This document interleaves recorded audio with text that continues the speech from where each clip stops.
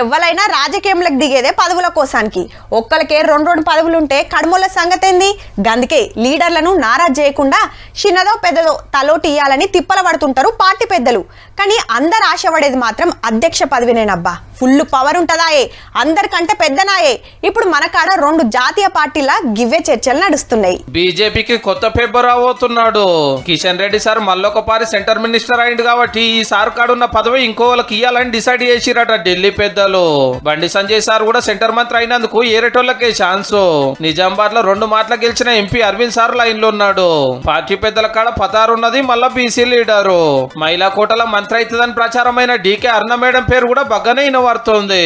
అది రానందుకు ఇది ఇస్తారేమో.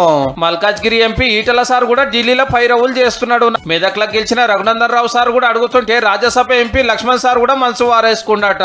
జాతీయ పార్టీ అధ్యక్షుడు నడ్డా సార్ మంత్రి అయిండు కాబట్టి పదవిలో కొత్త వాళ్ళని తీసుకున్నాక రాష్ట్రాల అధ్యక్షులను కూడా మారుస్తారని ఢిల్లీలో గుసగుసాలు.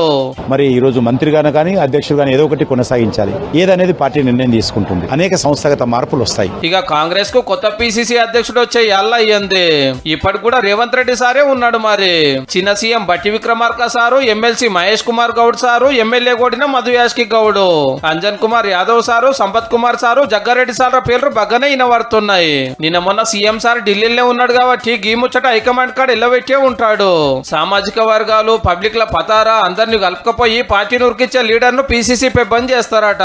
తెలంగాణ ఎంపీ ఎలక్షన్ లో సగం సీట్లు గెలిచిన ఈ 2 జాతీయ పార్టీలకు కొత్త అధ్యక్షులు వస్తుంటే గుండు సున్నా సాధించిన గులాబీ పార్టీకి బాపే ప్రెసిడెంట్, బేటానే వర్కింగ్ ప్రెసిడెంట్. ఇంకొకరికి ఇచ్చే సవాలే లేదు మళ్ళా.